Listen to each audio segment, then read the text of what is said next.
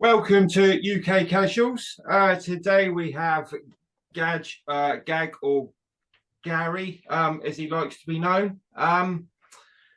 So you was at the last Euros in 2024. Can you tell us what games you attended, mate? So I attended the first five games.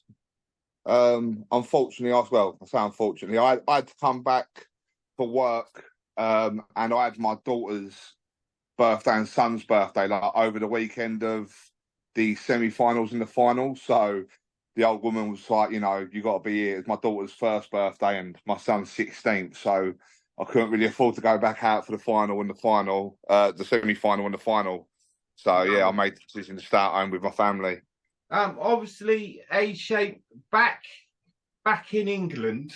Um, Southgate was getting a lot of flack for making his substitutions late. Did you Yeah, feel that out there within the crowd? I mean, if I'm honest with you, like literally the games ruined the atmosphere every time we was out there. Um, you know, the first three group games. I mean, yeah, the Serbia game was okay, but it was such a nightmare in Gelsenkirchen afterwards that it sort of killed the buzz. We come out of the ground, we just won 1-0. Jude scored, everyone's buzzing, and it was such a nightmare getting away from the ground, and it was just such a hectic process that it sort of just killed the buzz of everyone. So then it was like, by the time we got out of the ground and got back to where we was going, it was like the night was over, sort of, so to It was speak. Like, ours.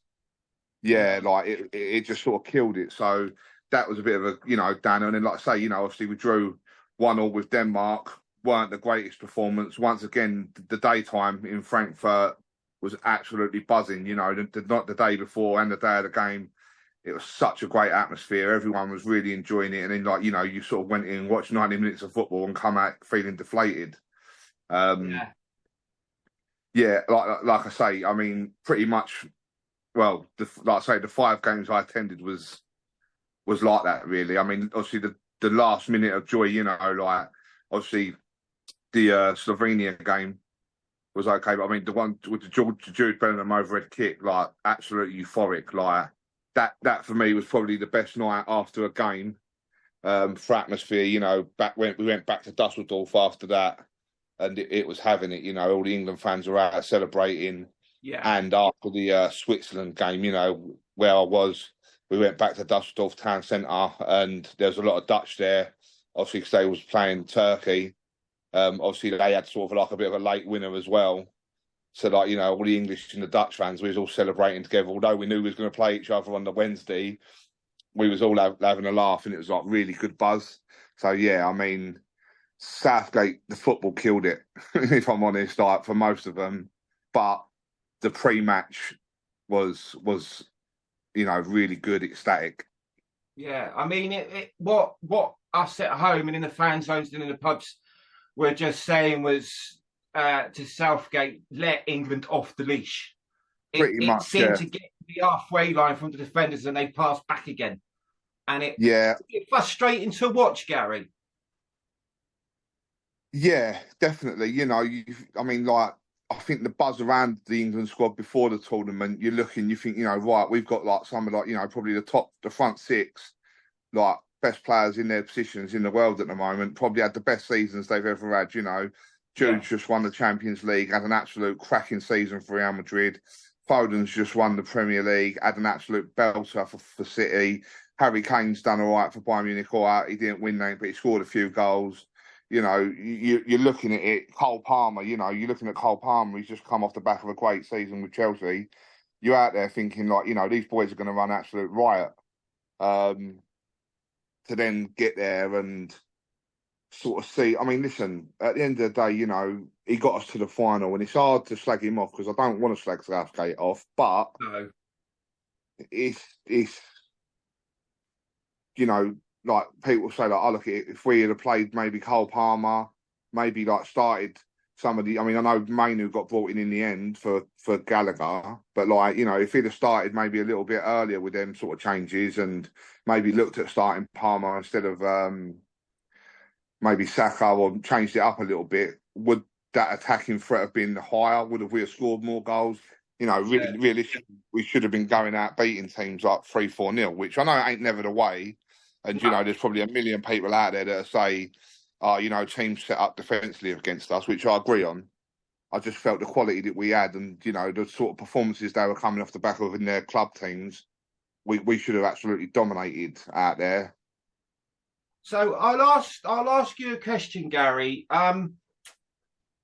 Years ago, we would have been beating teams like Slovenia and Slovakia quite easily.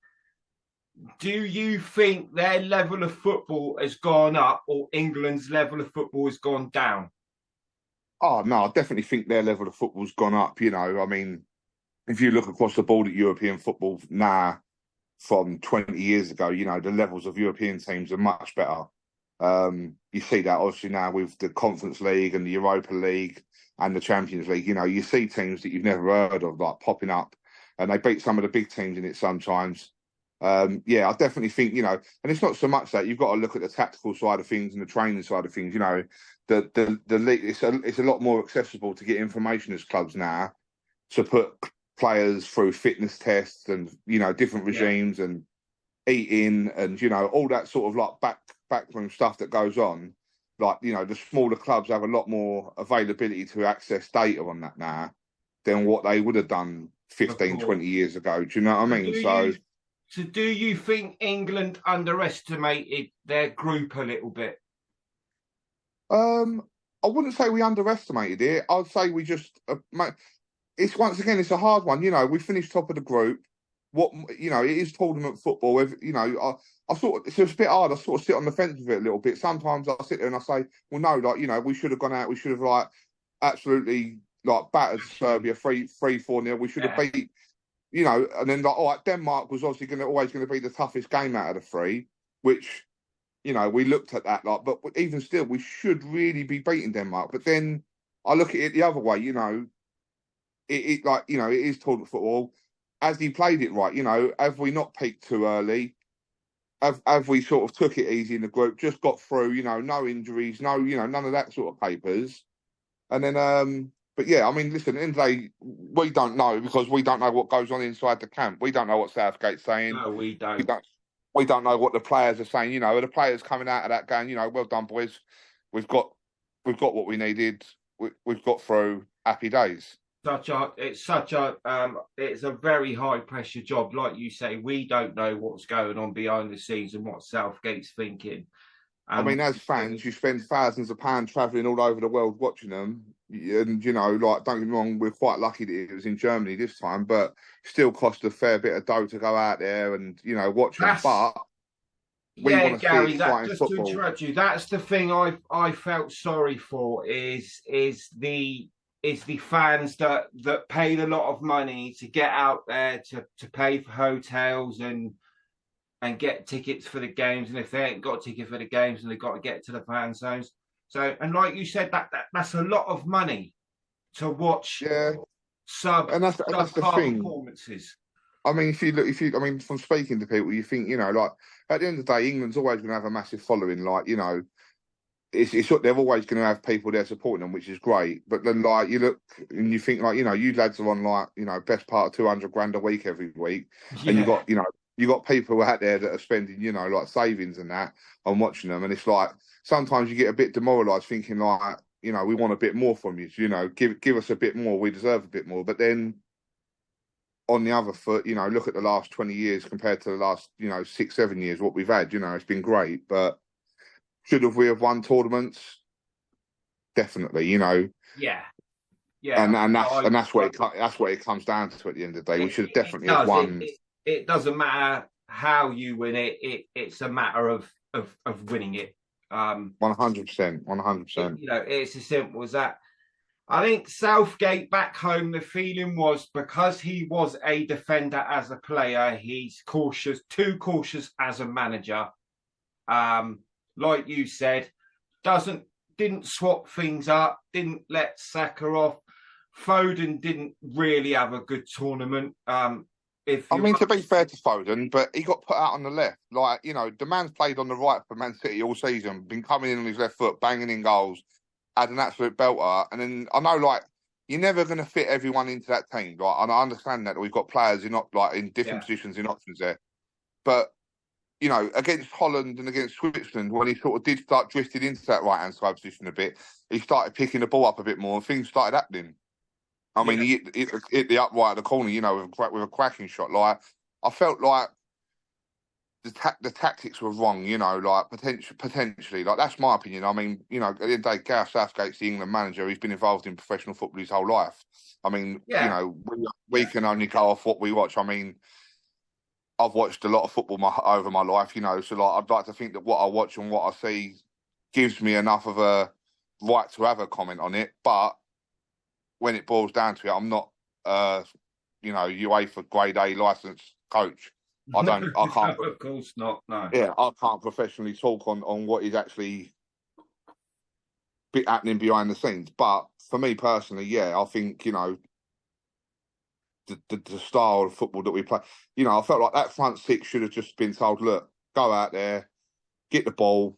If you have to sort of interchange and switch positions and do that, then just sort of a bit of a, like you say, like let them off the leash, a bit of a free roam. Just go out and do it, boys. Like, you're capable. If one goes, one stays, and yeah, you know, between you, like, just go out there and do the business. Like, I'll ask you a question, Gary, and this has been, obviously you was home by this time. At this time, Harry Kane, was he injured during that final? Was he injured during the final? Was he injured the whole tournament? I mean, well, yeah. Come on, like, listen, I love Kane. You know, like for England, he's top goal scorer for England. You know, I've heard Rooney say he's possibly the greatest England player that there's ever been.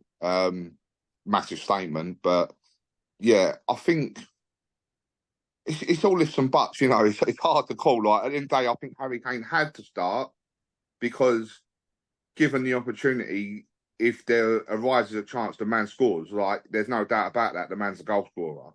Yeah. But then later on into the competition, you started to notice him, like, you know, doing what he normally does or what he used to do at Tottenham and dropping in deep and picking the ball up on the halfway line, which I don't think worked. You know, I thought Ivan Toney didn't really get as much of a shout as what he should have. You know, when he come on, I know, no, like, definitely not. He come on when Jude scored that overhead kick, and you know he created the second goal for Kane to score. I thought he would have got a bit more of a chance, and you know, don't get me wrong, Ollie Watkins as well. You know, scoring that goal against Holland, what a finish! Like, that man runs in behind the channels. You know, he runs in behind players, he drags centre halves out and things like that. Yeah, Kane weren't really offering that to us. You know, as an attacking team, you sort of want to sort of disrupt the defence a little bit, and I felt Kane was quite static throughout the whole tournament, if I'm honest. Yeah, it was a shame. Okay, we've talked football, Gary. I want to talk a little bit about you personally, if you don't mind. Obviously, I think I was on Twitter or Facebook. I think it may have been Twitter. And there was a picture of you and your pal. Yeah, me and Paul. And you were, I think it was, I don't know what game it was, but it looked. That was the game in Frankfurt, I believe, against Denmark. Right, so a goal had just gone in, and you and your pal are fucking ecstatic. I think that was the national anthem we were singing when that photo was taken. Right. The one that was on Twitter was when we were singing the national anthem. There was a couple of photos of us when Kane had scored. And he come running over. Obviously, we were sort of like front and centre of the goal line, the goal post. So yeah, there was a few photos of us floating about. But yeah, no, that photo in particular. So you said your I haven't got your statements in front of me, but you said that you got yeah, I just felt like, you know, that photo sort of got, yeah, not so much grief. Like, I'm quite broad-minded, you know. I don't things sort of let things go over my head a little bit, but like, you know, I just thought like there was a lot of comments I see on Facebook when the photo got put on there, and an awful lot of comments on Twitter as well, like people calling us nonces, people saying, you know, like, if they're out there, 3-year-old children will be safe in Hull. Like, don't get me wrong, I'm an open, honest person, you know. I know I'm not no I know I'm not in no fine shape of a man. You know, I'm not fit. I've Yeah, got a bit of weight about myself. You know, like if that photo was to be taken and I was, you know, had an 8-pack and a lovely chest and a lovely bit of hairdo, are people putting that up saying, "Oh, look at him," you know, and then like sort of sexualising him because I'm a bit overweight. It sort of seems like a bit of an easy target. And don't get me wrong, I do understand what people are saying. You know, like, "Oh, you at a football match? Like, have your top on? Like, why have you got your top off?" Like, I do understand that, but what people don't understand is that during the day that day, we're all outside drinking. There's like 10, 15,000 England fans in Frankfurt Square.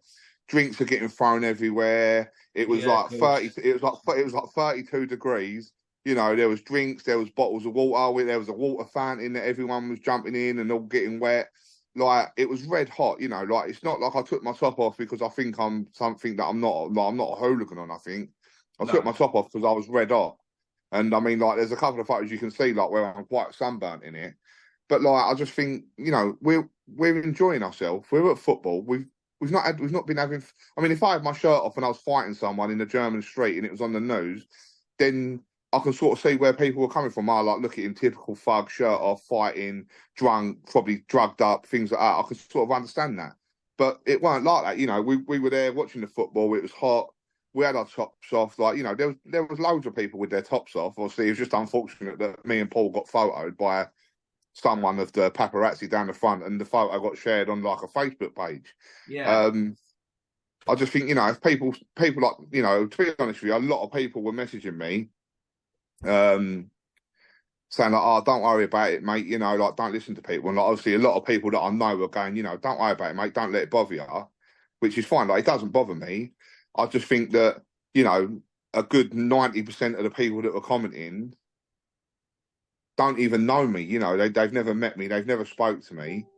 So why would you comment on that about someone? Like, why would you say like, "Oh, you know, you're a nonce"? Like, I just think, To be honest, Gary, maybe the overweight shout is probably, you know, what you hear a lot, blah blah yeah, blah. of course it is. I know But I'm overweight. You to call know, you a nonce stroke sex offender and 3 year olds will be safe tonight, that's disgusting, mate. I just think, you know, like, what what are you getting out of that? Like, you know, you sat at home on your computer writing that. What are you hoping to gain from it? Like, why would you say something like that to someone about someone? Like, I just thought it was a bit, you know, like not uncle. I mean, this is social media is a nightmare as it is. You know, it doesn't matter where Yeah, you go on social media. You get people saying nasty things, novel things all the time because people can because they're sat in their bedroom typing away, writing what they'd they never want to say it write to your with no. face because they'd get a right No, hand up. definitely. Listen, definitely not. Definitely not. You know, like I'm not a small Yeah, person. You know, I'm 6'6", 6'7", and I'm about 24 stone. You know, like they're definitely not going to say it to my face. Um, it's just sort of, you know, for me, like looking at it, sort of like I thought, like, you know, why do people feel the need that they've got to do that? Like, why not turn around and just look at it and think, "Oh, look at them two. You know, they're having a real good time. They're out there. You know." And a lot of people did. A lot of people were going, "Don't worry about it, mate. You're doing us proud out there, supporting the boys. Like, keep it up." oh, well, that's I good. just, oh, mate, honestly, like as much as the bad stuff was bad, the good stuff was brilliant. You know, like the amount of people, the messages I got from people saying, like, "Miss, listen, mate, keep doing us proud." You know, like I think even a couple of people like said, like, "Send us your bank details, mate. I'll put some money in your account. Get a few beers while you're out there for the boys and that. Enjoy it." You know, like obviously, Yeah, I never no, sent no one my bank details. absolutely. I think, like I said, that's why I wanted to get you on the show today, just to give you your voice, because after I seen your status, I just thought that's disgusting. We're all England at the end of the day. Oh, listen, you get it all up and down the country. I mean, at the end of the day, it is what it is. I don't despise anyone for it. I don't hate people or nothing like that. I just think it's small-minded and like how bad must your life be that you've got to sit in your front room or whatever on your phone writing that about someone? Like, Yeah, where does the hate come from? Like, is it insecurities in themselves? Like, you know, and the thing is, like, I'm quite open minded, and I'm like I said to you earlier, like I let things go over my head quite a lot. It don't really bother me. I'm quite, you know, like I said, I think I wrote on the post, I'm quite thick skinned. Um, but there's certain people out there that ain't, you know, and them sort of comments and that, them sort of things would upset people, you know, and like it might even like, you know, drain them. And Well, I it's know, not even like, that, Gary. It could have ruined your tournament. yeah.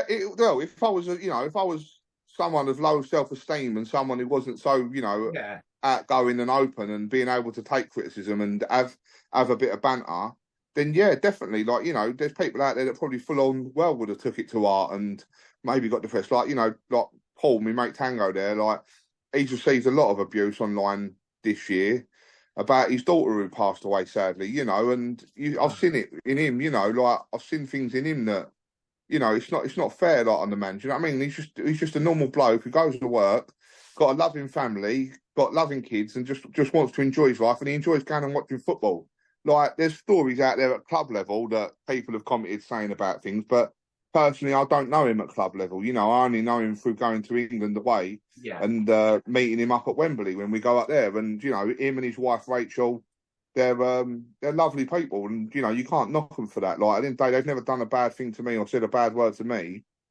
No. And that for me, I treat people as they treat me. And to be honest with you, they've welcomed me into sort of like their England family with all their friends and that. And that's all I can say about it, really. Like, I'm not going to pass judgment on stuff that he's done years ago at club level or whatever. That's down to other people. I can understand what I know. We've all got a past. Yeah, listen, everyone's done things in the past. Everyone's done things. And this, that, and the other. Okay, Gary, it's been great to get you on.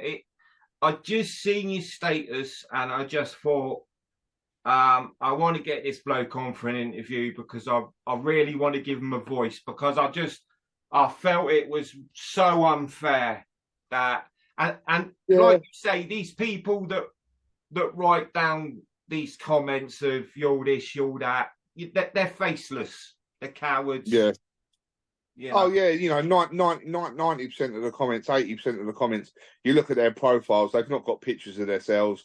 It's not their real names. They're just cowards. Like, I know the old saying, keyboard warriors. They're just keyboard warriors, which is fine. And I just sort of took the opportunity, and don't get me wrong, it blew up a lot more than what I thought it was going to.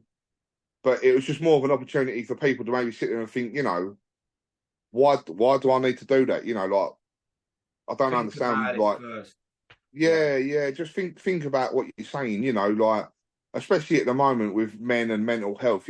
Like the death rate of men in mental health at the moment is like skyrocketing. And don't get me wrong, we're doing a lot. We're doing a lot more. Yeah, I mean, I'm involved in a group in. I don't know if you've heard them. They're called Casual Minds Matter. And they really help. That just because we're football lads and it's a macho environment, that doesn't mean to say we haven't got problems going on. Mate, definitely. Everyone's got feelings at the end of the day, and there is nasty comments made, and okay, I'll look at you, fatty, you at all the pies and all that. Like, yeah, so what? Like, it don't bother me. Like, I am who I am. I'm a nice person. I like to think I'm an honest person, and that's all I can be. Gary, it's been a pleasure. I'm glad. No, thanks for having me on, mate. Thanks for having me. I've give you a voice. And who knows, maybe I'll get you on for a podcast, and we can talk about football and other things. Yeah, definitely, mate. 100%. Let me give me a shout. I'm more than welcome, Gary, mate. And there'll be more videos coming from UK Casual soon. Cheers. Thanks ever so much, mate.